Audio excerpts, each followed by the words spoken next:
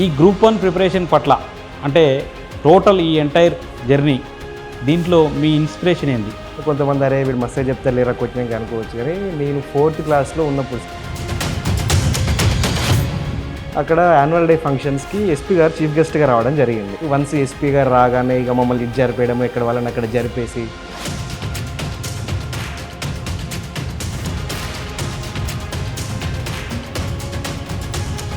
ఆ రోజు రాత్రి నేను మా నాన్నగారితో ఫస్ట్ ఏమన్నా నేను ఎస్పీని అవుతాను. గ్రూప్ 1 సాధించారు, గ్రూప్ 2 సాధించారు, గ్రూప్ 3 సాధించారు. ఇంకొకటి నాకు ఒక విషయం ఇక్కడ ఏం చెప్పాలంటే సార్, నాకు గ్రూప్ 2లో 186th ర్యాంక్ వచ్చింది, గ్రూప్ 3లో వచ్చేసరికి 337th ర్యాంక్ వచ్చింది. కొన్ని పేపర్స్లో కానీ కొన్ని సోషల్ మీడియా మాధ్యమాల్లో కానీ నేను కూడా చూసి కొంచెం బాధపడ్డది ఏంటంటే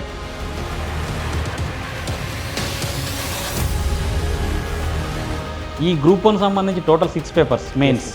ఈ మెయిన్స్ పేపర్స్లో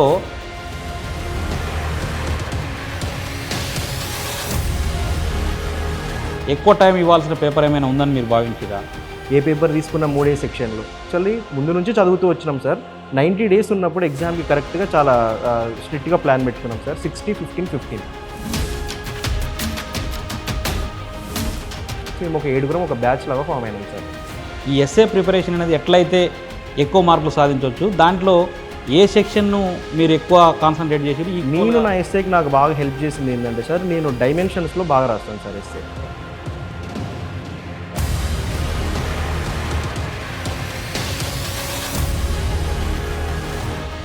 మరి ఈ యూపీఎస్సీ నుంచి వచ్చిన ఆస్పిరెంట్స్ తెలంగాణ మూమెంట్స్ పట్ల ఎంత కేర్ తీసుకుంటే బాగుంటుంది? ఎందుకంటే అది కూడా స్కోరింగ్ పేపర్. మనకి తెలంగాణ మూమెంట్కి వచ్చేసరికి నాకు తెలిసి 2 విధాలుగా రాస్తారని చెప్పేసి నేను అనుకున్నాను సార్ స్టార్టింగ్ నుంచి కూడా. దాశరథికి కృష్ణమాచార్య అవి కూడా కొన్ని బట్టి పట్టుకొని పోయాయి సార్. మీ విజయం పట్ల మీ మదర్ ఫాదర్స్ స్పందనైంది, వాళ్ళు ఎట్లా రియాక్ట్ అయ్యారు? ఇంకా ఏముంది సార్, 2019 జూన్లో మొదలు పెట్టిన సార్, మొన్న వచ్చింది జాబ్, 6 ఏళ్ళ తర్వాత వచ్చింది.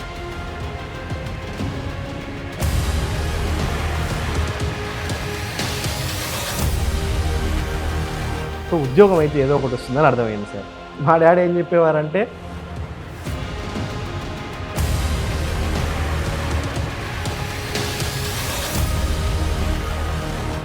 వారం రోజులు రిజల్ట్ తర్వాత మనిషిలాగా లేను సార్, రూమ్లో నుంచి బయటికి రాని పరిస్థితిలో ఓ రోజు మా డాడీ నేను అశోక్ నగర్లో ఉండే రూమ్కి వచ్చి వాపోతా అని చెప్పి, నువ్వు నేను చదువుకో ఏదన్నా కానీ నీకు అవసరమైతే పెళ్లి చేసి నిన్ను నీ భార్యను కూడా నేను ఇంట్లో కూర్చోబెట్టి సాగుతా అన్నట్లా. ఈ ప్రిపరేషన్లో కొన్నిసార్లు మనం లోకి గురవుతుంటాం. అంటే ఇంకా మనం రాసిన గ్రూప్ 1 పరిస్థితి ఏంటంటే, ఈ లో ఫీలింగ్ టైంలో అంటే ఎట్లా అభ్యర్థులు ఈ కన్సిస్టెన్సీని మెయింటైన్ చేయాలి, అంటే వాళ్ళ థాట్ ప్రాసెస్ ఎట్లా మార్చుకుంటే బాగుంటుంది? సార్ ఏం సార్, చదువుదాం ఉద్యోగం కొడదామని వచ్చిన మొదలు పెట్టినాం, అంతే, కొట్టుకొనే పోవాలంటే అంతే sir. Don't disqualify yourself before the exam disqualifies you sir. Welcome to Nakshatra success academy. మనం గతంలో కొంతమంది విజేతల యొక్క ఇంటర్వ్యూలు చేసినాం. ఇప్పుడు రీసెంట్గా గ్రూప్ 1 రిజల్ట్స్ అనౌన్స్ చేయడం జరిగింది. దాంట్లో మనకు దాదాపుగా 562 మందికి వివిధ పోస్టులు రావడం జరిగింది. మరి దీంట్లో భాగంగా ఎవరైతే ఈ గ్రూప్ 1లో వివిధ హోదాల్లో ఉద్యోగాలు సాధించడం జరిగిందో వాళ్ళందరూ కూడా పోస్టింగ్ ఆర్డర్స్ తీసుకొని వారి వారి ప్లేసుల్లో ట్రైనింగ్ పొందుతున్నారు. మరి ఈ యొక్క గ్రూప్ 1 అభ్యర్థుల నుంచి మనము డిప్యూటీ కలెక్టర్గా సెలెక్ట్ అయిన మనోజ్ కుమార్ రెడ్డి యొక్క ఇంటర్వ్యూని మనం ఈరోజు వీక్షిద్దాం. దీంట్లో మెయిన్గా మనకి నెక్స్ట్ ప్రిపేర్ అయ్యే వాళ్ళకి ఏ విధమైన టిప్స్ పాటించాలి, ఏ విధంగా వాళ్ళ యొక్క ప్రిపరేషన్ కొనసాగించాలనేది ప్రధానంగా మీరు దీని నుంచి నేర్చుకోవాలని ఆశిస్తూ, hi Manoj. Hello sir. First ఈ గ్రూప్ 1 వచ్చిన సందర్భంగా మీకు మా నక్షత్ర సక్సెస్ అకాడమీ తరఫున congratulations. Thank you so much sir. Present ఇప్పుడు గద్వాల్లో డిప్యూటీ కలెక్టర్గా మీరు ట్రైనింగ్ తీసుకుంటున్నారని తెలిసింది. Yes, okay. ఈ గ్రూప్ 1 ప్రిపరేషన్ పట్ల అంటే టోటల్ ఈ ఎంటైర్ జర్నీ దీంట్లో మీ ఇన్స్పిరేషన్ ఏంది? అంటే గవర్నమెంట్ సర్వీస్కి రావాలి అనే మీకు థాట్ ఎలా వచ్చింది?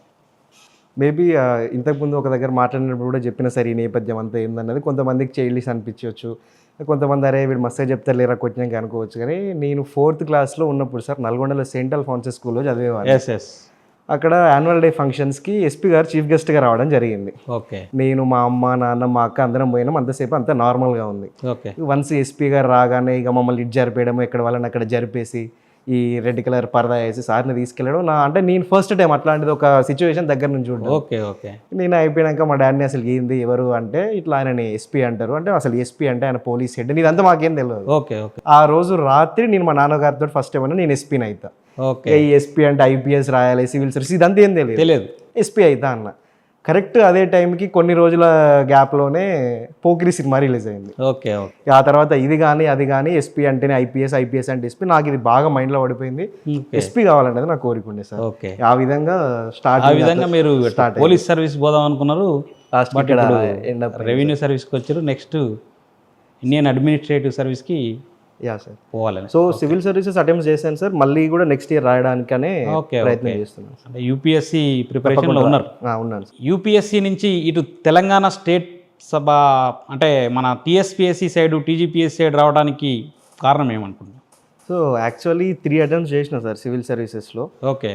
ఫస్ట్ 2020లో 21లో కోవిడ్ పీక్ టైంలో ఉన్నప్పుడు పోస్ట్ పోన్ అయింది ప్రిలిమ్స్. అప్పుడు రాశాను, ప్రిలిమ్స్ క్లియర్ చేయలేకపోయాను నేను. 2022లో కరెక్ట్ నేను థర్డ్ టైం ప్రిలిమ్స్కి ప్రిపేర్ అయ్యేటప్పుడు నోటిఫికేషన్ వచ్చింది sir. Okay. Third time UPSC prelims prepare అయ్యేటప్పుడు నోటిఫికేషన్ వచ్చింది. ఓకే. సో కొంచెం ఆపుదామా, యూపీఎస్సీ ప్రిపరేషన్ ఆపి దీనిపైన కూర్చుందామా అన్న థాట్ ఉండే. కానీ 3 నెలల గ్యాప్లోనే 2-3 నెలల గ్యాప్లోనే ప్రిలిమ్స్ ఉండేసరికి నేను థర్డ్ అటెంప్ట్ ముందుకు వెళ్ళిపోయినా. అప్పుడు ప్రిలిమ్స్ క్లియర్ చేశాను, సివిల్ సర్వీసెస్ మెయిన్స్ రాశాను, ఫారెస్ట్ సర్వీస్ మెయిన్స్ కూడా రాశాను. కానీ రెండింటిలో ఇంటర్వ్యూ వరకు వెళ్ళలేకపోయినా నేను. ఓకే. సో అది సెట్ బ్యాక్ నాకు. ఎక్కడైతే మెయిన్స్లో తప్పులు చేశానన్నది నేను ఐడెంటిఫై చేసుకొని 4th అటెంప్ట్కి నేను కంప్లీట్గా రెడీ అవుతున్నాను. ఓకే. సో మార్నింగ్ పేపర్లో మళ్ళీ వచ్చేసి 4th అటెంప్ట్లో నేను civil service, forest service cut off clear చేయగలిగాను. ఓకే. కానీ ఆఫ్టర్నూన్ సీసాట్ పేపర్ అది కొంచెం టఫ్ ఉండేసరికి నేను క్లియర్ చేయలేకపోయాను. Okay okay. సో ఇంకా ఇన్ని రోజులు అంతా మెయిన్స్ లాస్ట్ సారిపోయినందుకు గాను మెయిన్స్ ఎట్లా చేయాలి ఏంది అంతా రెడీ చేసుకున్నాను నేను. కానీ 4th అటెంప్ట్ ప్రిలిమ్స్ అవ్వకపోయేసరికి ఇంకా నాకు అప్పుడు ఏం తోచని పరిస్థితి. ఇంతలోనే ఆల్రెడీ ఇది ఉంది, దీనికి అప్లై చేశాను, దీనికి చదువుతున్నాను. మెయిన్స్ దానికి దీనికి ఏముంది సార్, ఆల్మోస్ట్ ఒక 70% సిమిలర్ సిలబస్. ఇక మా ఇంట్లో వాళ్ళు కూడా ఉండి నేను 4 అటెంప్ట్లు అయిపోయాయి. మా మమ్మీ మేజర్గా 2 అటెంప్ట్లు ఉన్నాయి. నువ్వు ఇప్పుడు జస్ట్ 25 years ఏజ్, నీకు 7 ఏళ్ళు ఏజ్ ఉంది, నువ్వు ఈ 7 yearsలో 2 అటెంప్ట్స్ ఎప్పుడైనా రాసుకోవచ్చు, why don't you try groups అని చెప్పేసి మా మమ్మీ మేజర్గా కొంచెం ప్రెషర్ పెట్టడం వల్ల ఇంకా నేను గ్రూప్ 1 చదవడం స్టార్ట్ చేశాను సార్. అంటే మమ్మీ సలహా మేరకి ఇది తప్పకుండా మా మమ్మీ సలహానే సార్. ఓకే. గ్రూప్ 1 సైడ్ రావడం జరిగింది. అదే విధంగా దానికి చదివిన నాలెడ్జ్ తోటి గ్రూప్ 2 అండ్ గ్రూప్ 3 కూడా క్లియర్ అయిపోయింది. ఓకే. ఇప్పుడు గ్రూప్ 1 సాధించారు, గ్రూప్ 2 సాధించారు, గ్రూప్ 3 సాధించారు. ఓకే. అంటే గ్రూప్ 1 ప్రిపరేషన్ అనేది 2కు 3కి ఎట్లా వినియోగించుకున్నారు అని మీ మాటల్లో? అంటే సార్ మనకి ఆల్మోస్ట్ సిలబస్ సేమే ఉంది సార్. గ్రూప్ 1 యొక్క ప్రిలిమ్స్ కానీ, గ్రూప్ 2లో పేపర్ 1 కానీ, గ్రూప్ 3లో పేపర్ 1 కానీ చాలా సిమిలర్గా ఉంటుంది. Okay okay. పోతే గ్రూప్ 1లో మనం చదివిన సబ్జెక్ట్స్ నువ్వు చదివితేనే నీకు గ్రూప్ 2, గ్రూప్ 3 మొత్తం కవర్ అయిపోతుంది సార్. ఎక్స్ట్రా ఏం చదువుకోవాల్సిన అవసరం లేదు. అక్కడ ఉన్న డేటా ఇంటర్ప్రిటేషన్ సరిగ్గా చేసుకుంటే ఇక్కడ మ్యాథ్స్ కవర్ అయిపోతుంది. కొంచెం ఆ ఇంగ్లీష్ పార్ట్ ఏదైతే ఎక్కడైతే ఉందో అది చూసుకుంటే సరిపోయింది సార్. ఓకే. అంటే మనం గ్రూప్ 1 ప్రిలిమ్స్కి సంబంధించి ఉన్న ఏదైతే అన్ని సబ్జెక్టులు కవర్ అవుతున్నాయో సేమ్ గ్రూప్ 2లో అదే 4 పేపర్స్ అండ్ గ్రూప్ 3లో అదే పేపర్స్ కాబట్టి మీకు ఈజీగా గ్రూప్ 1 రాసిన ఆ ఎక్స్పీరియన్స్ తోటి గ్రూప్ 2ని గ్రూప్ 3లో, ఇప్పుడు గ్రూప్ 2లో ఏ పోస్ట్ మీకు అలాట్ అయింది? లెజిస్లేచర్ సెక్రటేరియట్లో ఏఎస్ వచ్చింది. ఓకే. అంటే మార్క్స్ ఎక్కువ ఉన్నాయి కానీ మీరు దాన్ని ఆప్ట్ చేసుకున్నారు? అవును సార్. అంటే వచ్చేది కానీ అది పెట్టుకోవడం జరిగింది. Okay okay. ఇంకొకటి నాకు ఒక విషయం ఇక్కడ ఏం చెప్పాలంటే సార్, నాకు గ్రూప్ 2లో 186th ర్యాంక్ వచ్చింది. ఓకే. గ్రూప్ 3లో వచ్చేసరికి 337th ర్యాంక్ వచ్చింది. ఓకే. అయితే జనరల్గా మనం సీక్వెన్స్ చూసుకుంటే సార్ ఫస్ట్ గ్రూప్ 1 మెయిన్స్ రాసాము. ఓకే. రాసాక కొన్ని రోజుల వ్యవధిలో గ్రూప్ 3 వచ్చింది. అవును. మెయిన్స్ రాసి ఫ్రెండ్స్ తోటి చిల్ అవుట్ అయ్యి ఇంటికి వచ్చి తిరిగి నాకు గ్రూప్ 3 చాలా తక్కువ సమయం దొరికింది. నేను ఎప్పుడు కూడా గ్రూప్ 2 అండ్ గ్రూప్ 2, 3 కోసం సపరేట్గా చదివలేదు. ఏదైతే వారం గ్యాప్ ఉందో అందులో చదివి రాశాను. అందుకని గ్రూప్ 3లో 337 వచ్చింది. ఆ తర్వాత ఒక 1 month గ్యాప్ గ్రూప్ 2 వచ్చింది. అప్పుడు ఖాళీగా ఉన్నాం, మళ్ళీ లైబ్రరీస్కి వెళ్ళాం, స్టడీ హాల్స్కి వెళ్ళాం, చదవడం. కొన్ని పేపర్స్లో కానీ కొన్ని సోషల్ మీడియా మాధ్యమాల్లో కానీ నేను కూడా చూసి కొంచెం బాధపడ్డది ఏంటంటే ఇతనికి గ్రూప్ 1లో 11th వస్తే గ్రూప్ 2లో 5th రావాలి, గ్రూప్ 3లో 1st రావాలని చెప్పేసి అన్నారు. అంటే ఆ సిలబస్ సార్ గ్రూప్ 1కి సంబంధించి పూర్తిగా మీరు దామిన యూపీఎస్సీ నుంచి వచ్చి గ్రూప్ 1 రాశారు. సేమ్ ఇదంతా మెయిన్స్ మీద ఎక్కువ కాన్సన్ట్రేట్ చేసి ఉంటారు. సేమ్ గ్రూప్ 2, గ్రూప్ 3 ఏమైందంటే సిలబస్ సేమ్ కావచ్చు కానీ మళ్ళీ ప్యాటర్న్ మన మైండ్ మొత్తం పూర్తిగా రిటర్న్ ఎగ్జామ్ నుంచి మళ్ళీ ఏది మల్టిపుల్ చాయిస్ క్వశ్చన్స్కి మారాలి కాబట్టి కొద్దిగా టైం తీసుకుంటుంది. ఆ టైం కొద్దిగా తక్కువ టైంలో మనకు గ్రూప్ 3 జరిగింది, ఒక 1 month గ్యాప్తో గ్రూప్ 2 జరిగింది కాబట్టి అట్లా సరే ఓకే. అది జనరల్గా మనం మాట్లాడుతూనే ఉంటారు అవన్నీ మనం అవన్నీ పరిగణలోకి తీసుకుంటే అసలు ఈ ప్రిపరేషన్లో మనం ఉండనే ఉండం. రైట్. నెక్స్ట్ ఈ గ్రూప్ 1 సంబంధించి టోటల్ 6 పేపర్స్ మెయిన్స్. ఈ మెయిన్స్ పేపర్స్లో అంటే మీ నోట్స్ ప్రిపరేషన్ కానీ మీకు ఆన్లైన్ సోర్సెస్ కానీ ఏదైనా మెంటర్షిప్ ఏమైనా దీనికి సంబంధించి అంటే నెక్స్ట్ ప్రిపేర్ అయ్యే వాళ్ళకి మనకు రాబోయే నెక్స్ట్ 2026లో మరొక గ్రూప్ 1 వచ్చే అవకాశం ఉంది కాబట్టి వాళ్ళకి ఈ 6 పేపర్స్లో ఎట్లా ప్రిపేర్ కావాలి అనేది ప్లస్ ఎక్కువ ఏదైనా ఒక 6 పేపర్లో ఏదైనా ఇంపార్టెంట్ అంటే ఎక్కువ టైం ఇవ్వాల్సిన పేపర్ ఏమైనా ఉందని మీరు భావించిరా? సార్ ఎక్కువ సమయం ఇవ్వాల్సిన పేపర్ ఉందని నేనేం భావించలేదు సార్. ఎందుకు అంటే ఏ పేపర్ అయినా 150 మార్కులే, ఏ పేపర్ తీసుకున్న 3 సెక్షన్లు. ఇప్పుడు జనరల్గా నాకు పాలిటీ పేపర్ ఎక్కువ ఇష్టం సార్. అట్లా అని చెప్పి నేను 2 రోజులు పాలిటీ పేపర్ చదివి తెలంగాణ మూవ్మెంట్ పేపర్ చదవకపోతే మార్కులు అయ్యే 150కే వేస్తారు కదా సార్. అంతే. సో అందుకని చెప్పేసి మేము స్టార్టింగ్ నుంచి అయినా కానీ యాక్చువల్లీ ముందు నుంచి చదువుతూ వచ్చినాం సార్. 90 డేస్ ఉన్నప్పుడు ఎగ్జామ్కి కరెక్ట్గా చాలా స్ట్రిక్ట్గా ప్లాన్ పెట్టుకున్నాం సార్. 60, 15, 15. ఓకే. 60 డేస్లో మొత్తం అన్నీ కంప్లీట్ చేసేసేయాలి. ఆ తర్వాత 15 డేస్ ఒక రివిజన్, తర్వాత 15 డేస్ ఇంకొక రివిజన్. ఓకే. మాకు బాగా హెల్ప్ అయింది ఏంటంటే సార్ 2022లో మెయిన్స్ రాసినప్పుడు చాలామంది మేము పరిచయం అయ్యాం సార్. ఆ తర్వాత సివిల్ సర్వీసెస్ క్లియర్ చేయలేకపోయాము. సివిల్స్ క్లియర్ చేయలేకపోయాము. ఇప్పుడు మన ముందు గ్రూప్ 1 ఉంది, చాలా మంచి ఆపర్చునిటీ ఇది, ఎట్లా క్లియర్ చేయాలి అని చెప్పేసి మేము ఒక 7 ఒక బ్యాచ్ లాగా ఫామ్ అయినాం సార్. ఓకే. ఒక 2 మెంబర్స్ స్టాండ్ బై లాగా ఉండేటోళ్ళం, ఒక 5 మెంబర్స్ మెయిన్గా ఉండి ఏం చేసేవాళ్ళం అంటే మనకి ఏ సబ్జెక్ట్ తీసుకున్నా కానీ సార్ ఎక్సెప్ట్ ఎస్ఏ కాకుండా పేపర్ 2, 3, 4, 5, 6లో 3 సెక్షన్లు ఉన్నాయి. ఎవ్రీ సెక్షన్లో 5 సబ్ పాయింట్లు. ఒక్కొక్క సబ్ పాయింట్ ఒక్కొక్కరని తీసుకునేవాళ్ళం. ఫర్ ఎగ్జాంపుల్ ఈ రోజు ఉదయం తీసుకుంటే రేపు సాయంత్రం వరకు నోట్స్ చేసుకుని వచ్చారు. తర్వాత we use to explain to each other, ఇలా చేసాం నోట్స్ అని చెప్పేసి. తర్వాత 1 డే చదువుకునేది ఎగ్జామ్ రాసేది సార్. ఈ ఎగ్జామ్ సార్ ఇక్కడ బాగా హెల్ప్ అయిందని నేను అనుకుంటాను. ఏ ఇన్స్టిట్యూట్లో ఈ గ్రూప్ స్టడీ అనేది మీకు బాగా హెల్ప్ చాలా హెల్ప్ అయింది, especially in preparing notes. Okay. అంటే నోట్స్ తయారు చేసుకోవడంలో మనం 7 మెంబర్స్ మీరు గ్రూప్, దాంట్లో 5 మెంబర్స్ ఎక్స్క్లూజివ్గా ఈ నోట్స్ ప్రిపరేషన్లో బాగా యాక్టివ్గా పార్టిసిపేట్ చేశారు కాబట్టి మరి ఈ 7 or 5 మెంబర్స్లో ఎంతమందికి మీరు 7 out of 7 సెలెక్ట్ అయినాం. ఓకే. 7 out of 7. అంటే సార్ నేను ఏమని నమ్ముతున్నానంటే, అంటే ఇంతకుముందు చాలా మంది చెప్తే విన్నాను, ఇప్పుడు చాలా గట్టిగా నమ్ముతున్నా. ఫ్యూచర్ నెక్స్ట్ చదవబోయే వాళ్ళకు నేను ఇచ్చే సలహా ఏంటంటే సిలబస్ కాపీ మీద మీకు అవగాహన ఉండి ఓకే మంచి టైం ముందు మీరు ప్లాన్ చేసుకొని ఏ ప్రకారం వెళ్ళాలి, ఏం చేయాలన్నది మీరు సరిగ్గా చేసుకుంటే ఈజీగా క్లియర్ చేయొచ్చు సార్. 7 క్లియర్ చేస్తాము. డిఎస్పీలు వచ్చాయి, మున్సిపల్ కమిషనర్లు వచ్చాయి, సిటిఓ అండి. ఓకే. వాళ్ళందరికీ కూడా నా తరఫున congratulation. Thank you so much. Okay. ఇప్పుడు 7 మన గ్రూప్లో సెలెక్ట్ అయిపోయారు. ఓకే. ఇప్పుడు ఈ 6 పేపర్స్ అన్నాం కదా, దాంట్లో హైయెస్ట్ మార్క్స్ దేంట్లో సాధించడం జరిగింది తమరు? నేను హైయెస్ట్ మార్క్స్ పేపర్ 4 ఎకానమీలో వచ్చాయి సార్, 102. ఓకే. కానీ నాకు హైయెస్ట్ మార్క్స్ అంటే మాత్రం నాకు పేపర్ 3 సార్, 101. ఓకే. ఎందుకంటే నాకు ఇష్టమైన సబ్జెక్ట్, నేను బాగా చదువుకున్నాను, బాగా రాశాను. టాప్ మార్క్ 102 అయితే నాకు అందులో 101 వచ్చింది. ఓకే. అంటే మీకు సొసైటీ, పాలిటీ, గవర్నెన్స్ మంచి ఇష్టమైన సబ్జెక్ట్. నా సోషాలజీ నా ఆప్షనల్ సార్, ఆప్షనల్ సోషియాలజీ కాబట్టి. ప్లస్ నాకు పాలిటీ మీద కూడా కొంచెం ఈ ఆర్టికల్స్, కేస్ లాస్ వీటిపైన కొంచెం మంచి ఇంట్రెస్ట్. ఎస్. ఓకే. ఇప్పుడు జనరల్ ఎస్ఏ ఉంది మనకి. Yeah sir. జనరల్ ఎస్ఏలో 3 సెక్షన్స్ ఉన్నాయి మనకి. 3 సెక్షన్స్లో 3 × 50 మార్క్స్, 150 మార్క్స్. ఇప్పుడు ఆ ఎస్ఏ ప్రిపరేషన్కు కొద్దిగా డిఫరెంట్గా ఉంటుంది మిగతా 5 పేపర్స్తో పోల్చుకుంటే. ఈ ఎస్ఏ ప్రిపరేషన్ అనేది ఎట్లయితే ఎక్కువ మార్కులు సాధించవచ్చు, దాంట్లో ఏ సెక్షన్ను మీరు ఎక్కువ కాన్సన్ట్రేట్ చేసిరు, ఈక్వల్గా కాన్సన్ట్రేట్ చేసిరా, దాంట్లో ఏమైనా సెలెక్ట్ చేసుకొని ఎస్ఏలు ఒక 50 ఎస్ఏలు, ఒక 100 ఎస్ఏలు అట్లా ఏమైనా ప్రిపేర్ అయ్యారా? అంటే నా అప్రోచ్ కొంచెం కొత్తగా అనిపించదు సార్. నేను ఎక్కడ ఎస్ఏ సెలెక్ట్ చేసుకోలేదు. ఇందులో ఇది ప్రిపేర్ కావాలి, ఇందులో ఇది ప్రిపేర్ కావాలని కూడా సపరేట్గా ఎప్పుడు ప్రిపేర్ కాలేదు సార్. అక్కడ సొసైటీ ఎస్ఏ వస్తే ఇక్కడ సొసైటీ నుంచే కవర్ అవుతుంది, అక్కడ ఎకానమీ ఎస్ఏ వస్తే ఇక్కడ నుంచే కవర్ అవుతుంది. ఎడ్యుకేషన్ అండ్ హెచ్ఆర్డీకి సంబంధించి వస్తే మనకు already knew education policy 2020 idea ఉంది. నేను నా ఎస్ఏకి నాకు బాగా హెల్ప్ చేసింది ఏంటంటే సార్, నేను డైమెన్షన్స్లో బాగా రాస్తాను సార్ ఎస్ఏ. ఓకే. ఫర్ ఎగ్జాంపుల్ నేను ఒక కోడ్ లాగా పెట్టుకున్నా సార్, QSECHCPILSTDPPS అని చెప్పేసి. నేను వెళ్ళగానే ఫస్ట్ అది వేస్తాను సార్ లాస్ట్ పేపర్లో వేసి, నాకు దీనికి తెలిసిన కోడ్స్ ఏంటి, సొసైటల్, ఎకానమికల్, ఇకాలజికల్, కాన్స్టిట్యూషనల్, హిస్టారికల్, ఇట్లా 18 ఉంటాయి సార్. 18 యాంగిల్స్ రాసుకుంటాను. ఉన్న ఎస్ఏ అండర్ క్వశ్చన్లో ఏదైతే ఉందో అది ఈ 18 డైమెన్షన్లలో ఫిట్ అవుతుందా, ఫిట్ అయితే ఎలా అవుతుంది. ఒకవేళ కొన్ని ఎస్ఏలు ఉంటాయి సార్ ఇందులో అవ్వవు. సో వాటికి ఏం చేస్తానంటే టెంపోరల్ డైమెన్షన్ చూస్తాను, వేదిక ఏజ్లో ఎట్లుండే, తర్వాత అట్లా హిస్టారిక్ వస్తూ ఉంటే ఏన్షియంట్లో ఎలా ఉంది, మిడియేవల్లో ఎలా ఉంది, ఇప్పుడు ఎలా ఉంది, కాంటెంపరీ ఎలా ఉంది, ముందు ఎలా అవ్వబోతుంది ఇది చూస్తాను. లేదంటే స్పేషియల్గా చూస్తాను సార్. ఫర్ ఎగ్జాంపుల్ ఆఫ్రికాలో ఎలా ఉండేది, లేదంటే యూరోప్లో ఎలా ఉండే, మన దగ్గర ఎలా ఉంది, అట్లా చూసి ఎనలైజ్ చేసి ఎందులో కరెక్ట్గా ఫిట్ అవుతుంది అనేది చెప్పేసి చూసి డైమెన్షన్స్ ముందు ఆలోచించుకోవాలి సార్, బ్రెయిన్ స్టార్మింగ్ చేయాలి. ఓకే. ఓకే. ఇప్పుడు మీరు చెప్పిన 2 అప్రోచ్లు ఉన్నాయి. ఒకటి టెంపోరల్గా చూస్తారు, 2 ఫ్యాక్టర్స్ వైజ్గా, సోషల్ ఫ్యాక్టర్స్, పొలిటికల్ ఫ్యాక్టర్స్, ఇట్లా ఈ విధంగా.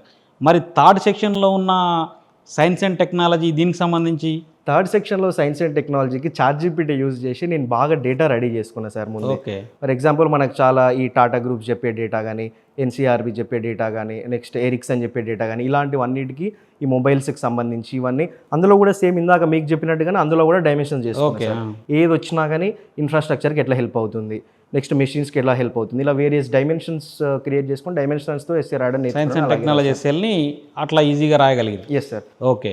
నెక్స్ట్ ఇప్పుడు మనకు ఈ science and technology separate paper ఉంది. Yes sir. దాంట్లో డాటా ఇంటర్ప్రిటేషన్ మొన్న ఎగ్జామ్ చూస్తే మనం 2024 పేపర్ చూస్తే ఒక్క క్వశ్చన్ సాల్వ్ చేయాలంటే కనీసం ఒక 10 to 15 minutes పైన ఉంటుంది. కానీ మనం 25 క్వశ్చన్స్ సాల్వ్ చేయాలి.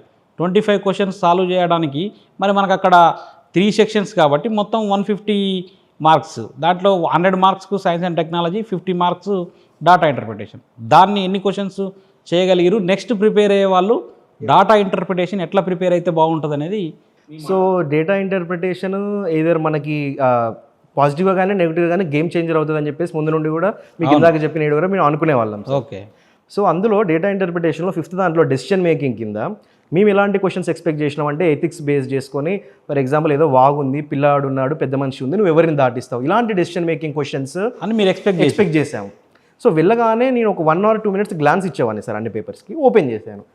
అయితే 30 క్వశ్చన్స్ రావాలి సార్. ఇందులో నుంచి రావాల్సిన 6 క్వశ్చన్స్ నేను డెసిషన్ మేకింగ్ దోలాడుతుంటే కనపడట్లేదు. లేవు. సరే చూద్దామని చెప్పి సరదాగా ఏదో ఒక క్వశ్చన్ చూస్తే కూడా అది మీరు ఇందాక చెప్పినట్టుగా టిపికల్గా ఉన్నట్టు అర్థమైపోయింది. సో ఇంక ఇక్కడ నేను చేయగలిగింది ఏంటి సార్, అక్కడ కూడా అవే 50 మార్కులు. సో సైన్స్ అండ్ టెక్నాలజీ రాయాల్సిన 5-10 క్వశ్చన్లు నేనేం ఆలోచించిన అంటే అన్నిట్లలో కొంచెం తగ్గిద్దాము. ఓకే. సో దానివల్ల నాకు ఎక్కడ కూడా పెద్దగా తగ్గదు. సో నేను జస్ట్ సైజ్ తగ్గిద్దామని చెప్పేసి 50 నిమిషాలలో అవి 2 సెక్షన్లు అయిపోగొట్టినాయి సార్. 10 నిమిషాలు సేవ్ చేసుకొని 1:20 నిమిషాలు డేటా ఇంటర్ప్రిటేషన్ చేద్దామని చెప్పేసి ముందు అనుకున్నా. ఎన్ని క్వశ్చన్స్ సాల్వ్ చేయగలిగారు డేటా ఇంటర్ప్రిటేషన్? అన్ని నేను 25 క్వశ్చన్లు రాశాను సార్. నాకు రానివ్వండి రానియకపోనివ్వండి, given that x y data రాసేసాను. 17 క్వశ్చన్లు సాల్వ్ చేశాను.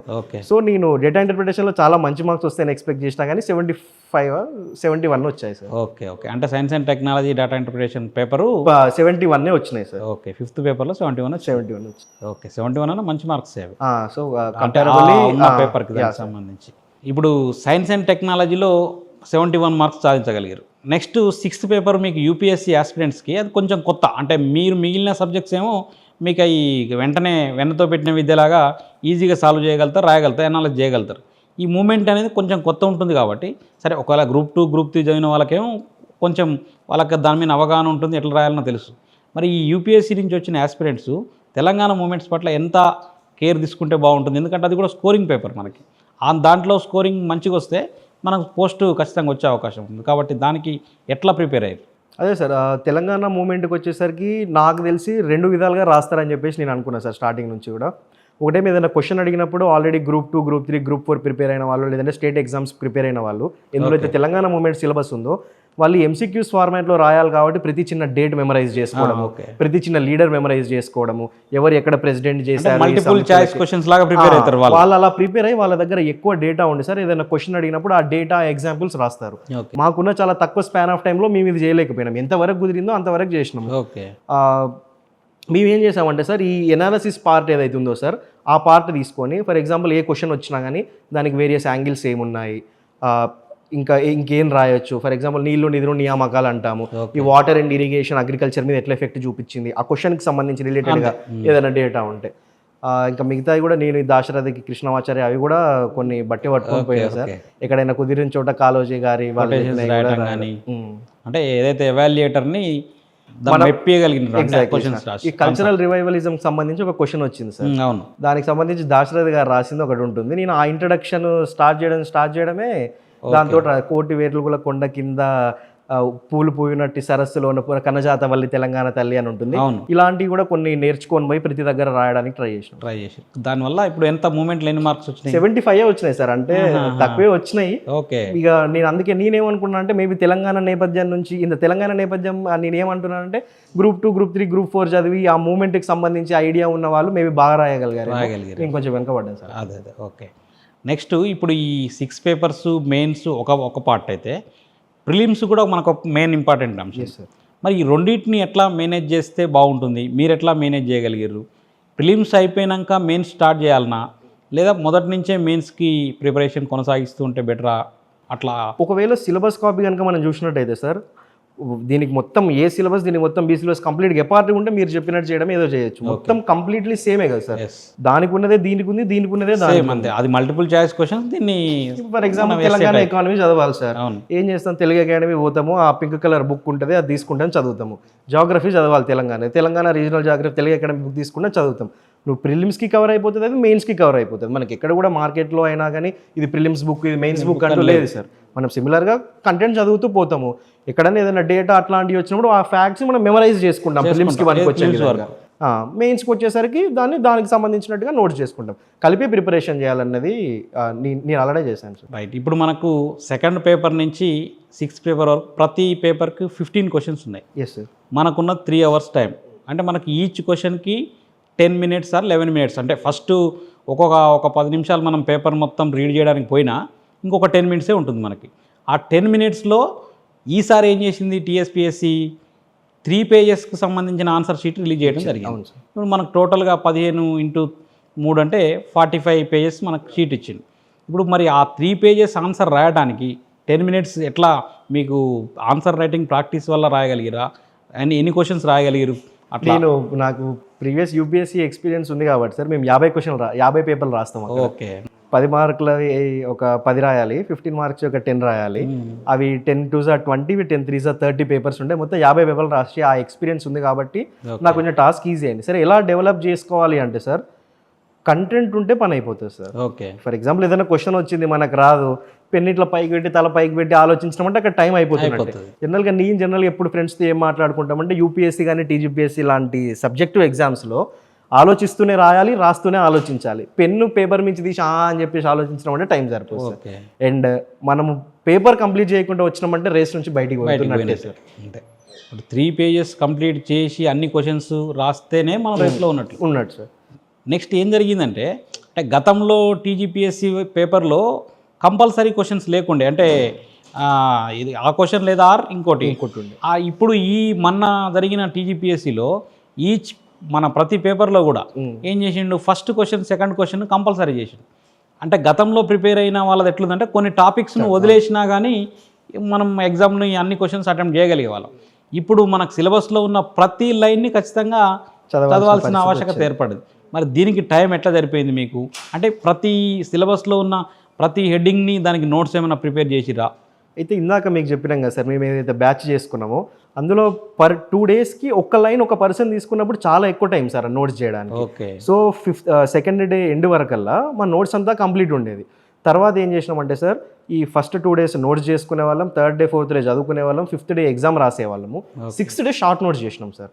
10 పేజీల నోట్స్ ఎవరైతే ఒక లైన్కి చేసుకొని వచ్చారో, సిలబస్ లైన్కి ఒక సెక్షన్లో ఉన్న ఫస్ట్ దానికి, వాడు దాన్ని 1 పేజ్ లేదంటే 2 పేజీలు 10% ఆఫ్ 20% ఆఫ్ ఒరిజినల్ నోట్స్ని షార్ట్ నోట్స్ చేశారు. ఆ లాస్ట్ 15 days 2 ఐటరేషన్స్లో మేము చేసింది ఇదే సార్, ఈ షార్ట్ నోట్స్ చదువుకున్నాం. ఈ షార్ట్ నోట్స్ నీకు ఎగ్జామ్ ముందు రోజు కూడా బాగా చాలా హ్యాండీ అయింది. ఇంకా మేము దీని నుంచి ఇంకా చిన్నగా మా పక్కన ఒక వైట్ పేపర్ పెట్టుకుని స్క్రిబుల్ చేసుకునేది. దాని నుంచి దీనికి వచ్చాక దీని నుంచి ఇంకేమైనా మర్చిపోతున్నామా, ఇంకేమైనా గుర్తు పెట్టుకోవాల్సిన ఏమోనో రాసుకునేది. అది బాగా ఉపయోగపడుతుంది. అది మీకు ఏంటంటే, ఇది డైలీ ఉంటాయి కదా మనకు ఎగ్జామ్స్ కాబట్టి, ఒకటే నైట్లో ఇప్పుడు మనకు ఎగ్జామ్ 5 o'clock అయిపోతే మళ్ళీ తెల్లారి మళ్ళీ మధ్యాహ్నం బాగా హ్యాండీ ఉంటుంది. ఈ హ్యాండీ ఉంటే మీకు అది బాగా హెల్ప్ అయి ఉంటుంది. ఇంకొకటి సార్, ఇందాక మీరు చాయిస్ ఇచ్చారు కొన్నిటికి, కొన్ని ఏమో చాయిస్ ఇవ్వలేరు. అవును. నా దృష్టిలో నాకేమనిపించింది అంటే, చాయిస్ ఇయ్యని క్వశ్చన్లే మంచిది సార్. నీకు వేరే దారి లేదు. అతను అక్కడ ఎగ్జామినర్ ఆ క్వశ్చన్ ఇచ్చాడు, నువ్వు రాయాల్సిందే. నేను బయటకు వచ్చాక ఒక 10-15 మంది ఫ్రెండ్స్ దగ్గర విన్న కంప్లైంట్ ఏంటంటే, నేను రాంగ్ క్వశ్చన్ చూస్ చేసుకున్నా. ఈ ఫస్ట్ సెకండ్ క్వశ్చన్ గురించి ఎవరు మాట్లాడారు సార్? ఎందుకంటే 3A తీసుకోవాల్సింది నేను 3B తీసుకున్నా, నేను 4B తీసుకోవాల్సింది నేను 4A తీసుకున్నా, వీటి మీద కంప్లైంట్ చేస్తాను. యూపీఎస్సీలో మాకు యాక్చువల్ చాయిస్ అంటూ ఏముండదు సార్. 15 ఇచ్చేసా, ఎన్ని ఇస్తే అన్ని రాసేసి రావాలి. ఇక్కడ మాత్రము చాయిస్ ఉండేసరికి వీటి మీద ఎక్కువ కంప్లైంట్ అయింది. రానున్న రోజుల్లో నాకు అనిపించింది ఏంటంటే సార్, అన్ని మ్యాండేటరీ క్వశ్చన్ చేసి ఇచ్చేస్తే అందరూ వాటికే రాసి వస్తారు. అంతే. ఇంకొకటి నాకు ఎందుకు అట్లా ఇవ్వాలనిపించింది అంటే సార్, ఫర్ ఎగ్జాంపుల్ 3A ఒకరు రాస్తారు, ఒకరు 3B రాస్తారు. మిమ్మల్ని 3A మీద ఎవాల్యుయేట్ చేస్తారు, నన్ను 3B మీద ఎవాల్యుయేట్ చేస్తారు. మార్కులు మాత్రం లాస్ట్ కలిపి చెప్తారు. అందుకనే సిమిలర్ క్వశ్చన్కి అందరూ దానికే ఆన్సర్ రాసి అందరూ దానికి కరెక్షన్ చేస్తే మంచిదని ఒక అనిపించింది సార్. ఈ కంపల్సరీ క్వశ్చన్స్ అందరు సేమ్ రాస్తారు కాబట్టి ఎవాల్యుయేటర్ కూడా ఆయన దిద్దే విధానం కూడా సేమ్ ఉంటుంది. పెద్ద మార్క్స్ దగ్గర డిఫరెన్స్ వచ్చే అవకాశం తక్కువ ఉంటుంది. నెక్స్ట్, ఇప్పుడు ఈ టోటల్గా ఈ last 30 days 50 days 60 days test series లాంటిది ఏమన్నా రాయడానికి ప్రయత్నం చేసిరా? లేదా మీ 7 మెంబర్స్ గ్రూపే టెస్ట్ కండక్ట్ చేసుకొని అట్లా ఎట్లా ఫాలో అయ్యారు? మేము ఏ ఇన్స్టిట్యూట్కి కూడా సంబంధం లేదు సార్. మా 7 మెంబర్స్కి ఏ ఇన్స్టిట్యూట్కి సంబంధం లేదు. ఓకే. మేము ఎక్కడ టెస్ట్ సిరీస్ రాయలేదు, ఎక్కడ కోచింగ్ తీసుకోలేదు. ఆల్రెడీ సివిల్ సర్వీసెస్కి కోచింగ్ తీసుకున్నది. అంటే మేబీ నా ఫ్రెండ్స్ ఏమైనా ఒకరిద్దరు బయట రాస్తుండొచ్చు, కానీ మోస్ట్లీ మేము ఎక్కడ రాయలేదు సార్. మేము టెస్ట్ రాసిన టెస్ట్కి ఎక్కడి నుంచి అంటే మాకున్న ఐడియాస్ని చాట్‌జీపీటీకి లేదంటే జెమినైకి ఇచ్చి మేమే క్వశ్చన్స్ తయారు చేసుకున్నాం. ఓకే. దురదృష్టవశాత్తు నా రూమ్మేట్ ఒక అతను నాతో పాటు మంచిగా చదువుతాడు, ఇంటెలిజెంట్, ఇప్పుడు గ్రూప్ 2లో ఏఎస్ఓ జిఏడి వచ్చింది. ఓకే. అతను చిన్న బబ్లింగ్ మిస్టేక్ వల్ల ప్రిలిమ్స్ క్లియర్ కాలేకపోయింది third time. So blessing in disguise లాగా అయింది మా అందరికి. మేము వాడితో మా పేపర్లు ఎవాల్యుయేట్ చేయించుకున్నాం. వాడు ఇప్పుడు మాకు మేమే ఎవాల్యుయేట్ చేసుకోవాలంటే సబ్జెక్టివిటీ ఉంటుంది, సరే ఒకరికి ఎక్కువ ఒకరికి తక్కువ. వాడు మా అందరి పేపర్లు కరెక్షన్ చేసి జూమ్ కాల్ పెట్టుకొని మేము ఈ క్వశ్చన్ ఈ పర్సన్ బాగా రాశాడు, నువ్వు సరిగ్గా రాయలేకపోయావు, ఎందుకు బాగా రాశాడంటే ఇది నీ దాంట్లో ఇది మిస్ అవుతుందని మేము అందరం మాట్లాడుకోవడం వల్ల అందరికి మంచి మార్కులు వచ్చి క్లియర్ అయింది sir. Full proof mechanism create చేసుకుంటాం. అంటే ఇప్పుడు మీకు ఆ గ్రూప్ మొత్తానికి ఈ మీతో మాట్లాడిన తర్వాత అర్థమైంది ఏంటంటే గ్రూప్ ప్రిపరేషన్ అనేది మీ విజయంలో హెల్ప్ చేసి కీలకమైన పాత్ర పోషించిందని తప్పకుండా. ఓకే, సరే. ఈ కాంపిటేటివ్ ఈ ఓరియంటెడ్ ఓకే, మరి మీ విజయం పట్ల మీ మదర్ ఫాదర్ స్పందన ఏంది? వాళ్ళు ఎట్లా రియాక్ట్ అయ్యారు? ఇంకా ఏముంది సార్, 2019 జూన్లో మొదలు పెట్టిన సార్. ఓకే. మొన్న వచ్చింది జాబ్, 6 ఏళ్ళ తర్వాత వచ్చింది. ఓకే. అయితే రిజల్ట్ రోజు విషయం చెప్పాలి సార్ మీకు. మార్కులు చూసుకున్నాను. ఓకే. ఇంగ్లీష్ కలిపి లెక్క పెట్టుకోవాలా, కలపకుండా లెక్క పెట్టుకోవాలి, అదేదో క్లారిటీ రావట్లేదు. మొత్తానికి లెక్క పెట్టుకుంటే 517 మార్కులు వస్తున్నాయని తెలిసింది సార్. ఓకే. అంటే పక్క వాళ్ళ మార్కులు ఏంది అన్నది తెలియకుండా మనం ఏం చేయలేం కదా సార్. 517 పనికి వస్తుంది, ఏదైనా జాబ్ వస్తుంది రాదా తెలియదు. ఒక హాఫ్ అన్ అవర్ సేపు వాళ్ళకి వీళ్ళకి అందరికి ఫోన్లు కొట్టంగా తెలిసింది అంటే 500 కంటే స్కోర్ ఎవరు ఎక్కువ చెప్పట్లేదు. నేను అప్పుడు నాకు హాఫ్ అన్ అవర్ 1 అవర్లో చెప్పిన వాళ్ళు. సో ఉద్యోగం అయితే ఏదో ఒకటి వస్తుందని అర్థమైంది సార్. ఒక హాఫ్ అన్ అవర్ సేపు దుఃఖం ఆగలేదు సార్. 6 ఏళ్ళ కష్టం, అసలు ఎక్కడ ఏం చేసినా ఆనంద భాషలు సార్. ఈ ఎక్కడెక్కడ తిరిగాము, ఢిల్లీ పోయినాము, ఇక్కడ తుర్కెంజాల్ అనే దగ్గర ఉండి చదువుకున్నాము, అశోక్ నగర్ పోయినాము, ఎక్కడెక్కడో తిరిగినాము. సరే లాస్ట్కి ఎండ్ కార్డు పడుతుందేమో అని చెప్పి సంతోషమైంది. తర్వాత కానీ మా మదర్ స్టార్టింగ్ నుంచి కూడా నువ్వు చదవాలి, నువ్వు చదివితే నీకు మంచిది, నీకు మంచి భవిష్యత్తు ఉంటుంది, నీ పిల్లలు బాగుంటారు, నీ ఫ్యామిలీ బాగుంటుంది, ఇక్కడ వరకే చెప్పారు. కానీ మా డాడీది కొంచెం డిఫరెంట్ వర్షన్ సార్. మా డాడీ ఏం చెప్పేవారంటే నీలో దమ్ముంది, నేను నా కొడుకు అని చెప్పట్లేను, మనం ఒక 10 రోజుల్లో మనిషిని చూస్తేనే చెప్పొచ్చు, నేను 20 ఏళ్ళ నుంచి చూస్తున్నా, నేను నీ వల్ల అవుతుంది, నువ్వు కొట్టగలవని మా డాడీ ఒక్కరే చెప్పారు సార్. చాలా అద్భుతమైన ప్రోత్సాహం. వేరే ఎవరైనా కానీ నువ్వు కొడితే నీకు మంచిది, నువ్వు కొట్టాలి అనేవాళ్ళు, కానీ నువ్వు కొట్టగలవని మాత్రం మా డాడీ. అంటే దీన్ని బట్టి మీ డాడీ నీకు ఫుల్ ఇన్స్పిరేషన్? చాలా పెద్ద ఇన్స్పిరేషన్ సార్, మామూలు ఇన్స్పిరేషన్. దానికి కిందాక 4th అటెంప్ట్లో నాకు ప్రిలిమ్స్ పోయిందని చెప్పిన, వారం రోజులు రిజల్ట్ తర్వాత మనిషిలా లేను సార్. రూమ్లో నుంచి బయటికి రాని పరిస్థితిలో ఓ రోజు మా డాడీ నేను అశోక్ నగర్లో ఉండే రూమ్కి వచ్చి ప్రోత్సాహం అని చెప్పి, నువ్వు ఎన్నేళ్ళు చదువుకో ఏదన్నా కానీ నీకు అవసరమైతే పెళ్లి చేసి నిన్ను నీ భార్యను కూడా నేను ఇంట్లో కూర్చోబెట్టి సాధతా అన్నట్ల చాలా హార్డ్ వర్క్ చేసి మిమ్మల్ని చదివించడానికి సిద్ధంగా ఉన్నాను చెప్పి. ఓకే. వాళ్ళ ప్రొఫెషన్స్ ఏంటి? మా డాడీ ఊర్లో అగ్రికల్చర్ అండ్ ఇక్కడ హైదరాబాద్లో ఫార్మాస్యూటికల్ డిస్ట్రిబ్యూషన్ ఉంది సార్. ఓకే. మా మమ్మీ వచ్చేసి SGT teacher. Okay. Government SGT teacher. Okay. Okay. Next siblings? అక్క ఉంది సార్, యుఎస్లో ఉంటుంది, డాలస్లో. ఓకే. తను నాకంటే 1 year ముందు. ఇక్కడ వచ్చిన విషయం ఏం చెప్పాలంటే, నేను మా అక్క లాగానే మా కజిన్స్ ఇంకో 4 members ఉన్నారు, మేము 6 members. నేను తప్ప ఇప్పుడు 5 members యుఎస్ఏలో ఉన్నారు. ఓకే. ఓకే. నువ్వెందుకని పోవట్లేవు, ఇది అయ్యే పని కాదు, ఓసీలకు ఉద్యోగాలు రావు, ఇంకెన్నేళ్ళు చదువుతావు, ఇలాంటి మాటలు ఎన్నో విన్నా సార్. కానీ నేను ఒక్కటి నిర్ణయించుకుంది ఏంటంటే, అట్లీస్ట్ లాస్ట్కి ఏదన్నా చిన్న జాబ్ చేసుకుంటా, ఏ ఉద్యోగం రాకపోతే ఏదైనా బిజినెస్ చేసుకుంటా, మా డాడీకి ఆల్రెడీ ఫార్మా డిస్ట్రిబ్యూషన్ అదన్నా చేసుకొని బతుకుతా, కానీ ఇండియా అయితే దాటాను సార్. అంతే, ఇండియాలోనే ఉండాలని నిర్ణయించుకున్నాను నేను. నెక్స్ట్ ఇప్పుడు మీరు already you are the deputy collector, అంటే ట్రైనింగ్ 1.5 year తర్వాత నెక్స్ట్ ఏదో ఒక డివిజన్కి రెవెన్యూ డివిజనల్ ఆఫీసర్గా మీరు పోస్టింగ్ తీసుకోబోతున్నారు. మరి వాట్ సర్వీస్ అంటే ఏ విధంగా మీరు సమాజానికి సర్వీస్ చేయాలనుకుంటున్నారు సార్? ఈ పేదవాళ్ళు ఎవరైతే అట్టడుగు వర్గాలు వస్తారో చూసారా సార్, చాలామందికి అసలు ఏంది రెవెన్యూ ఏం తెలియదు సార్. వాళ్ళకి ఏమైనా వ్యవసాయమే తెలుస్తుంది. ఏది మీరు స్పెసిఫిక్గా రెవెన్యూ అడిగారు కాబట్టి, ఓకే, ఈ లాస్ట్ 20 రోజులలో నేనేం నేర్చుకున్నా, మా అడిషనల్ కలెక్టర్ రెవెన్యూ గారు కానీ మా ప్రజావాణిలో ఎవరు వస్తారు ఏందని చూసినప్పుడు సార్, వాళ్ళకి ఆ మట్టి, ఆ నేల, వ్యవసాయం తప్ప వాళ్ళకి ఏం తెలియదు. అంతే. అలాంటి వాళ్ళు ఏ సమస్యతో వచ్చినా కానీ సార్ లీగల్గా ఏం చేయగలిగినా చేయాలి. ఎందుకంటే సార్ నేను కూడా ఇంకా నేర్చుకుంటూనే ఉన్నా, చాలా తక్కువ నేర్చుకుని లాస్ట్ 20 daysలో. అంటే 1.5 year ట్రైనింగ్ అన్ని విభాగాల్లో మీకు ఐడియా వచ్చేస్తుంది. ఎందుకంటే నేను దాంట్లో నుంచే నెక్స్ట్ దీంట్లోకి వచ్చినాం కాబట్టి రెవెన్యూలో సర్వీస్ చేయడం మీకు అదృష్టంగా భావించాలి. మా అడిషనల్ కలెక్టర్ రెవెన్యూ సార్ కూడా ఇదే చెప్తున్నారు మొన్న. ఒక భగవంతుని లాగా చూస్తారు నిన్ను, వాళ్ళకి వచ్చిన సమస్యని పరిష్కరిస్తే. ఎందుకంటే ల్యాండ్ అన్నది మనకి చిన్నప్పటి నుంచి ఊరిలో ఉన్న వాళ్ళకి చాలా ఎఫెక్షన్ ఉంటుంది కాబట్టి ఏదైనా చిన్న సమస్యతో వచ్చినప్పుడు చేస్తే నేను భగవంతులాగా చూస్తారని చెప్పేసి భగవంతులాగా అవ్వాల్సిన అవసరం లేదు సార్. నాకు అనిపించింది మంచి ఆఫీసర్ లాగా అందరి మంది పేరు తెచ్చుకోవాలని అనుకున్నాను సార్. ఓకే. అంటే ఇప్పుడు ఇంకొక దీంట్లో ఈ డిప్యూటీ కలెక్టర్గా ఉండి నెక్స్ట్ ఒక 8-10 సంవత్సరాల తర్వాత కన్ఫర్ట్ కూడా అయ్యే అవకాశం ఉంది, ఐఏఎస్ అయ్యే అవకాశం ఉంది. మరి ఇప్పుడు ఈ టైంలో మళ్ళీ యూపీఎస్సీ సైడ్ ఇంకో 2 అటెంప్ట్లు ఉన్నాయన్నారు. ఆ 2 అటెంప్ట్లు ట్రై చేసి చూద్దాం అనుకుంటారా మీ? సో యాక్చువల్లీ నెక్స్ట్ అటెంప్ట్ అయితే రాద్దామని అనుకున్నాను సార్. నాకు ఒకటి ఏముంది అంటే ఓకే, ఉన్న 2 అటెంప్ట్లని ఇవ్వకుండా అదేదో బంగారంలాగా దాచుకొని ఇప్పుడు వేస్ట్ అయిపోతాయి అంటే కూడా కొంచెం బాధగా ఉంది. ఓకే, ప్లస్ ఇంకోటి కూడా సార్, అంతా బాగా రాసి పెట్టి డైరెక్ట్ ఐఏఎస్ సెలెక్ట్ అయితే ఓకే 3-4 ఇయర్స్ ముందే ఇంకా కలెక్టర్ అయిపోతాను కదా నేను అన్న అది కూడా ఒకటి ఉంది సార్. ఇప్పుడు దీని నుంచి ప్రమోటివ్ కంటే డైరెక్ట్ ఐఏఎస్ అయితే ఇంకా కొంచెం మీ సర్వీస్లో ఇంకా కొంచెం ఎక్కువ కాలం ఐఏఎస్ సర్వీస్ చేసే అవకాశం ఉంది సార్. అందుకని నెక్స్ట్ అటెంప్ట్ ఇద్దామని. ఓకే. ఇప్పుడు ఈ 20 days ట్రైనింగ్లో రెవెన్యూ డిపార్ట్మెంట్ పట్ల అంటే మీకు కలిగిన అవగాహన? ఏం లేదు సార్, అంతా బాగానే ఉంది. ఎవరు ఎప్పటికీ ఏ తరానికి కావాల్సిన సంస్కరణలు ఆ తరంలో వస్తున్నాయి అని చెప్పేసి నాకు అనిపించింది సార్. ఓకే. 1954-55 కాసరా దగ్గర నుంచి చూసుకుంటే, ఓకే, తర్వాత 71లో ROR యాక్ట్, 89లో ROR యాక్ట్, ధరణిలో ఉన్న వాటిని భూభారత్ సరి చేసింది. ఓకే, భూభారత్లో రానున్న కాలంలో డౌన్ ద లైన్ 10 years 15 yearsలో ఇంకేమన్నా అవుట్డేట్ అయిపిస్తే అప్పుడు ఉన్న వాళ్ళు సరి చేస్తారు సార్. ఎవ్రీథింగ్ కరెక్ట్గానే ఉంది. ఇంప్లిమెంటేషన్ ఆఫీసర్స్ కూడా అంతా పర్ఫెక్ట్గా ఇంప్లిమెంట్ చేస్తే ఏముండవు సార్. ఈ ప్రిపరేషన్లో కొన్నిసార్లు మనం లోకి గురవుతుంటాం. అంటే ఇంకా మనం రాసిన గ్రూప్ 1 పరిస్థితి ఏంటంటే 2022లో నోటిఫికేషన్, మొదటి ప్రిలిమ్స్ క్యాన్సల్, రెండో prelims cancel, third prelims okay, మళ్ళీ ఎగ్జామ్ ముందు రోజు వరకు కూడా జరుగుతుందని కొద్దిగా టెన్షన్. ఈ లో ఫీలింగ్ టైంలో అంటే ఎట్లా అభ్యర్థులు ఈ కన్సిస్టెన్సీని మెయింటైన్ చేయాలి? అంటే వాళ్ళ థాట్ ప్రాసెస్ ఎట్లా మార్చుకుంటే బాగుంటుంది? ఈ నీట్గా స్ట్రక్చర్డ్ వేలో మనం ఇట్లా చేయాలి అట్లా చేయాలి మస్తు చెప్పొచ్చు సార్. ఏం సార్, చదువుదాం ఉద్యోగం కొడదామని వచ్చిన మొదలు పెట్టినాం, అంతే, కొట్టుకొనే పోవాలి అంతే. అంతే. ఏం perseverance is the key sir, consistency is key. కూర్చోవాలి, కొట్టాలంటే కొట్టాలి అంతే. ఇంకా ఒకడు ఉంటాడు వస్తాడు, అరే నేను ఏడాది చూస్తా, వస్తే ఉంటా లేకపోతే పోతా అంటాడు. పోయిన వాళ్ళు ఉన్నారు, మస్తు మంది ఉన్నారు సార్. అందుకని చెప్పేసి జనరల్ నేను సర్వైవల్ ఆఫ్ ద ఫిటెస్ట్ బాగా నమ్ముతాను సార్. ఏంటంటే ఎవడైతే బలవంతుడు ఉన్నాడో వాడే లాస్ట్ వరకు సర్వైవ్ అవుతాడు, వాడే కొడతాడు సార్. నాది ఇవాళ మొదలు పెట్టింది కదా సార్, 2019లో మొదలు పెట్టిన. నాతో పాటు మొదలు పెట్టిన వాళ్ళు 6 years సార్. నాతో పాటు మొదలు పెట్టిన వాళ్ళు చాలా మంది మధ్యలో ఆగిపోయారు. నేను ఆగిపోయింటే ఈరోజు ఎక్కడ ఏ చిన్న బిజినెస్ సాఫ్ట్వేర్ చేసుకునేటోని సార్. కొట్టాలి, మన వల్ల అవుతుంది అన్న నమ్మకం ఉంది, మా నాన్నగారి దగ్గర నుంచి ప్రోత్సాహం ఉంది. అందుకని తప్పకుండా కొట్టే పోవాలని చెప్పేసి కూర్చున్నా సార్. ఇంకోటి స్ట్రెస్ అంటారు సార్, ఒక్కొక్కరు లాగా ఉంటుంది. ఇప్పుడు మేము కలిసి చదువుకున్న వాళ్ళలోనే ఒకటి రన్నింగ్ పోతే బాగుంటుంది, ఒకటి ఫుట్బాల్ పోతే బాగుంటుంది. నాకు ఇవి ఏం లేవు సార్. నాకు జస్ట్ ఫ్రెండ్స్.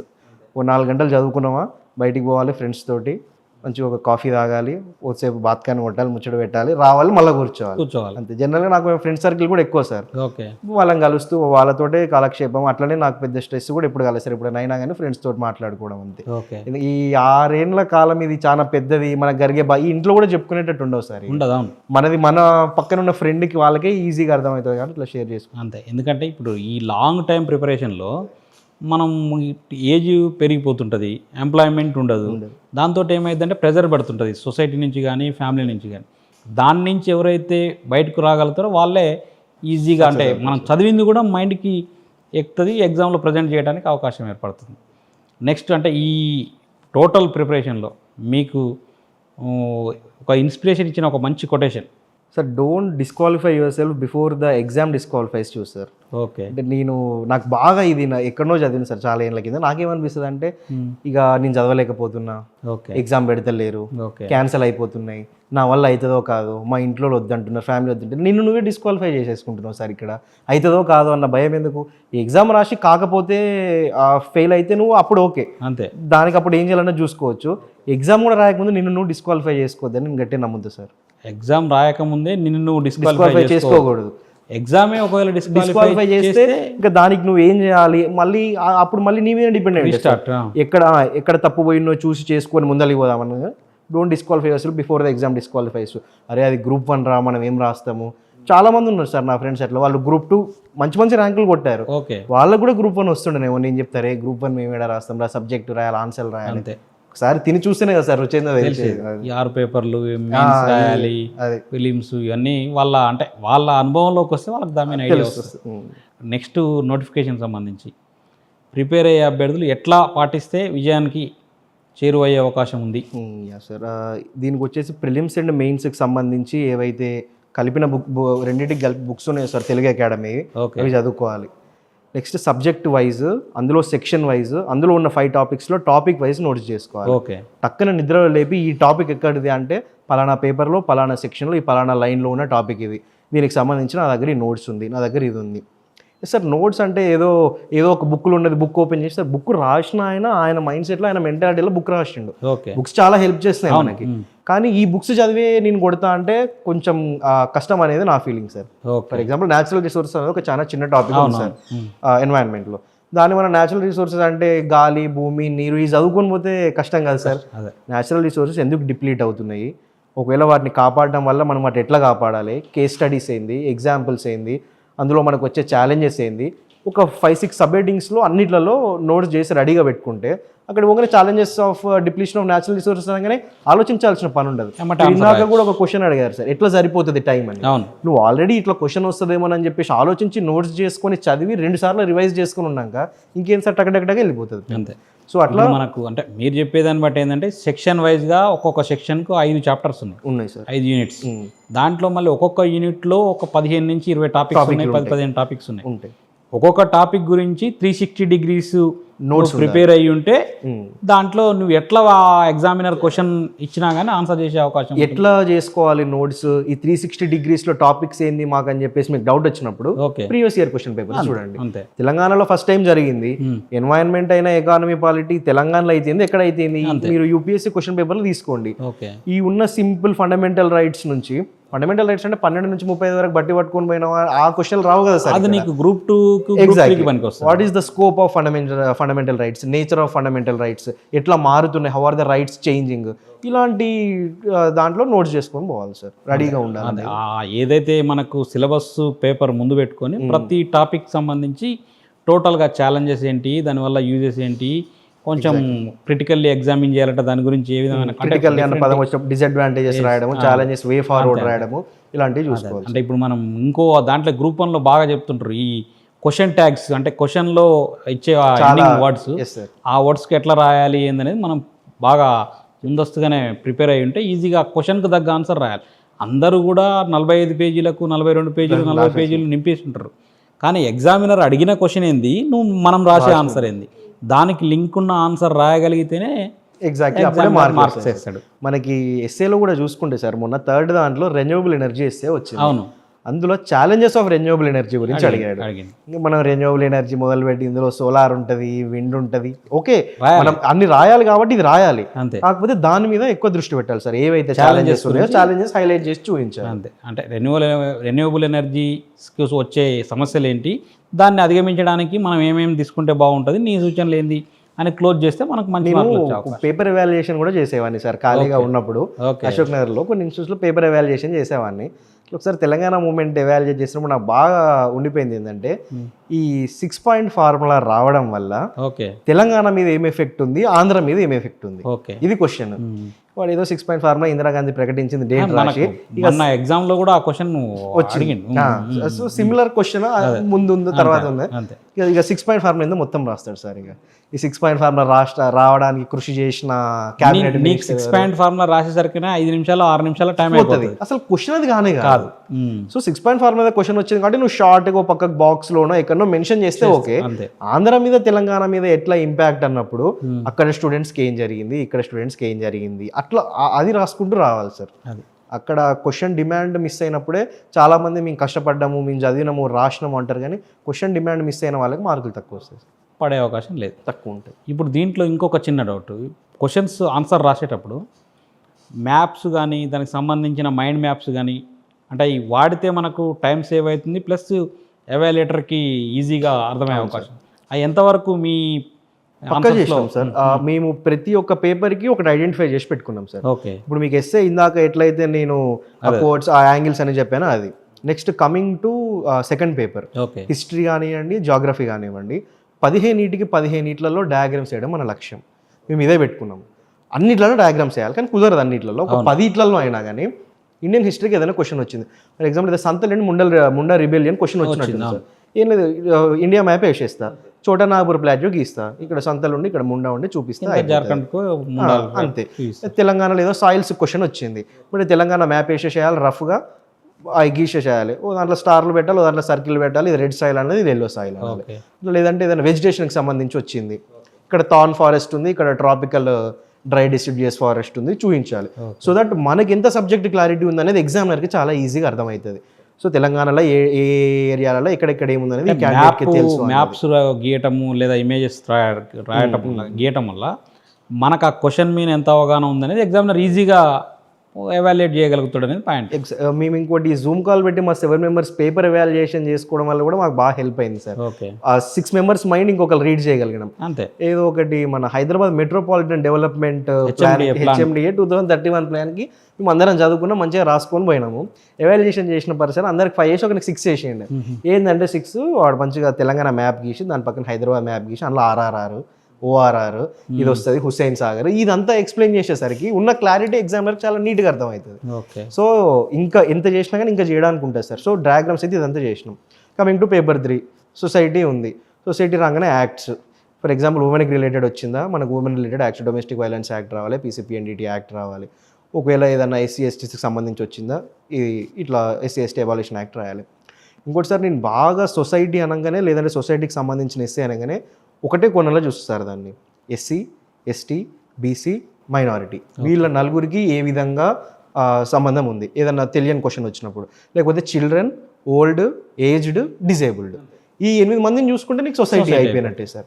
సో ఈ విధంగా ఏదైనా తెలియని క్వశ్చన్ ఇంకేదన్నా వచ్చింది, అసలు దాని గురించి ఏం తెలియదు, SDGs సార్. అంతే. ఎడ్యుకేషన్ ఏముంది, హెల్త్ ఏముంది, ఇండస్ట్రీ ఏముంది, ఇన్ఫ్రాస్ట్రక్చర్ ఏముంది, ఇట్లా చూసుకున్నప్పుడు పాయింట్లు వచ్చేస్తే ఆన్సర్ రాయడం ఈజీ. మీరు చెప్పేదాన్ని బట్టి రిపోర్ట్స్ అంటే sustainable development goals report, recent report, అవి నెక్స్ట్ ఈ NCRB రిపోర్టు, అవన్నీ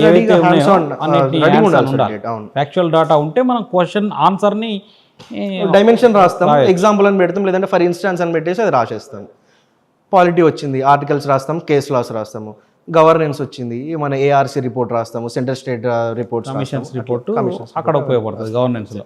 ఎందుకంటే గవర్నెన్స్ సంబంధించి అనేక రకాల కమిషన్స్ ఉన్నాయి కాబట్టి అవును సార్, ఈ కమిషన్ రిపోర్ట్ దానికి ఏదైతే రిలయబుల్గా ఉంటుందో అది రాస్తే ఎక్కువ మార్కులు పడే అవకాశం. ఎకానమీకి వచ్చినప్పటికి ఇలాంటి డేటా రాస్తాం సార్. రీసెంట్గా వచ్చిన బడ్జెట్ ఎకనామిక్ సర్వే, ఇండియాకి వస్తే ఇండియా బడ్జెట్ ఎకనామిక్ సర్వే, మన దగ్గర సోషియో ఎకనామిక్ అవుట్లుక్ బడ్జెట్ రాస్తాం సార్.